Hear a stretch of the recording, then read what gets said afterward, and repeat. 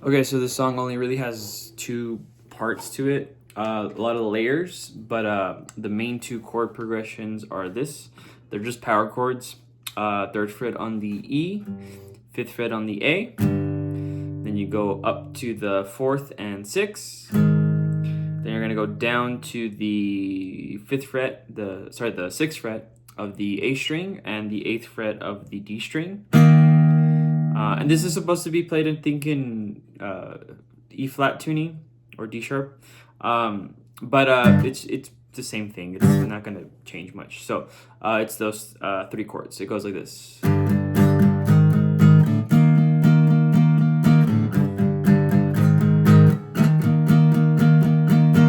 And that's basically the intro, verse, some of the little instrumental breaks. That's basically it.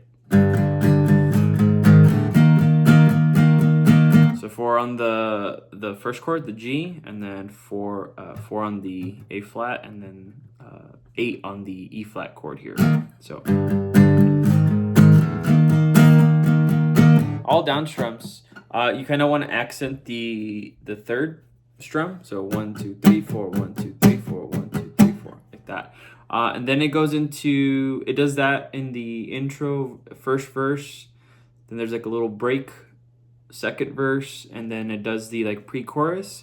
When it goes into the pre-chorus, rhythm guitar drops, and then you're just hearing this what is it, the eighth fret of the B string. You're just hearing that. Yeah, just single notes the whole time. But the bass line underneath is doing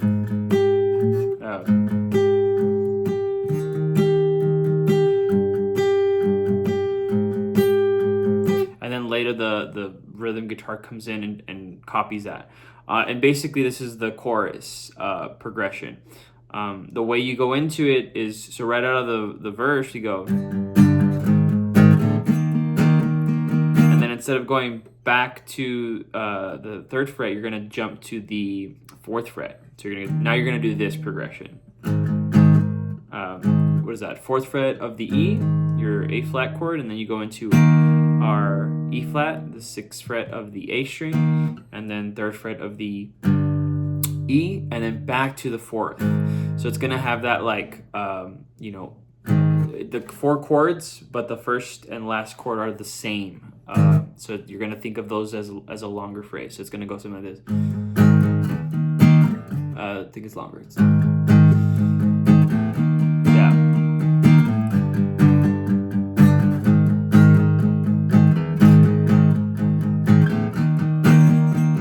Yeah, so it's 8 each. So 8, 8, 8, 8, and then 8 again. But during that pre-chorus part, all you're really hearing is the lead guitar do.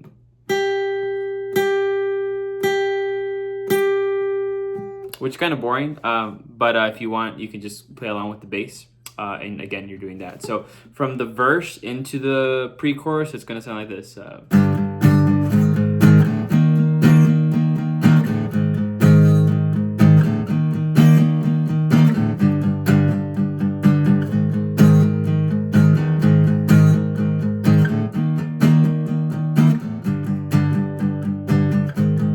And then chorus, same thing.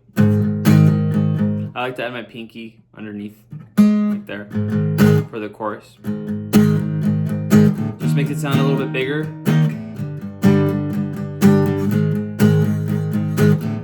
And then, so the only real change in the chorus is at the end when he sings, says emergency contact. You don't play the fourth fret of the E string. So you go.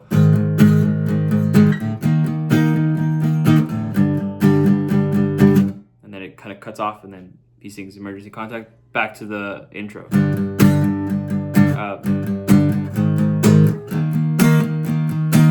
And that's basically it for the first chunk of it. There's that like kind of bridge section. I'll show you how to do that in the other video. And then just the only other thing that maybe it'd be kind of fun for you to learn and play is the intro riff. It's like stupidly easy. It's just one chord that's being played. Really cool little songwriting tip there. If you have your chord progression with some movement, right? Moving around your chords a lot, and you have one kind of repeating melodic idea. It makes it sound kind of interesting. All it is this. It's the 6th fret of the B, 8th fret of the G, and 8th fret of the D. You're plucking it like this. You're going D, B, and then G, B. That's it. And doesn't sound that exciting on its own, but when you add the chord progression underneath it, it sounds a little more interesting. But that's the first few parts.